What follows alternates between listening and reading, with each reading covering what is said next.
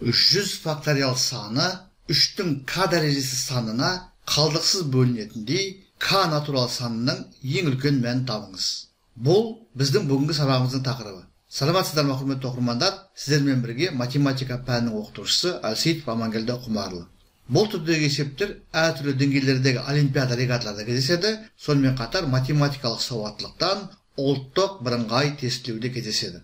Мен осыған дейін n факториал саны неше нөлмен аяқталады деген тақырыпқа 2 бейнеролик түсіріп салған болатынмын. Соның бірінде естеріңізде болса 5-ке бөлу тәсілі болды. Сол бейнероликке сілтеме осы бейнероликтің жоғары жағындағы жүгіртпеге шығады, және бейнероликтің астындағы жазбаларға сілтеме қалдырылады. Алдымен сол бейнероликпен жақсылап танысып алыңыздар. Содан кейін осы бейнероликке көшсеңіздер, бұл есепті, бұл тақырыпты түсіну өте жеңіл болады. Сонымен есептің шарты 100 факториал саны 3-тің k дәрежесі санына қалдықсыз бөлінетіндей k натурал санының ең үлкен мәнін табыңыз. Шешуі 3-ке бөлу тәсілін қолданамыз. Алдымен 100-ді 3-ке бөлеміз.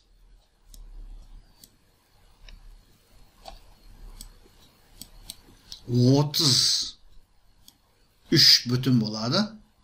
Толымсыз бөлінудің мәні және 1 қалдық қалады. Қалдыққа қарамаймыз. Толымсыз бөлінудің мәнін алып, яғни 33-ті тағы да 3-ке бөлеміз.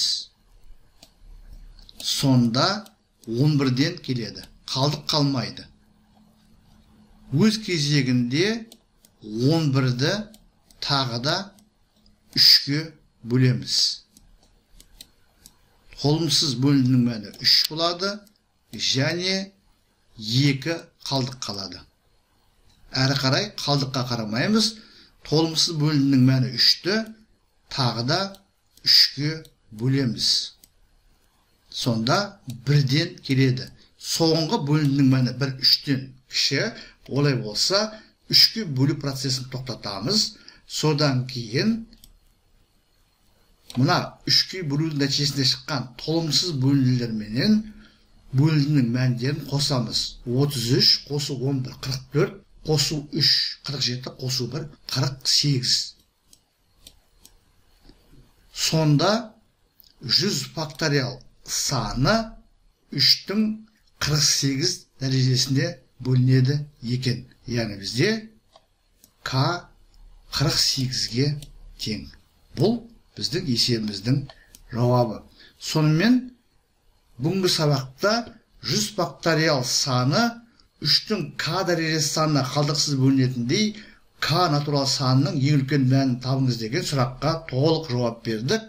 n факториал саны неше нөлмен аяқталады деген есепке өте ұқсас екен. 100-дің факториалы не екенін білеміз. Ол 1-ден 100-ге дейінгі 100 қоса алынған барлық натурал сандардың көбейтіндісі. Оның ішінде 3, 6, 9, яғни 3-тің есептерінің барлығы 3-ке бөлінеді.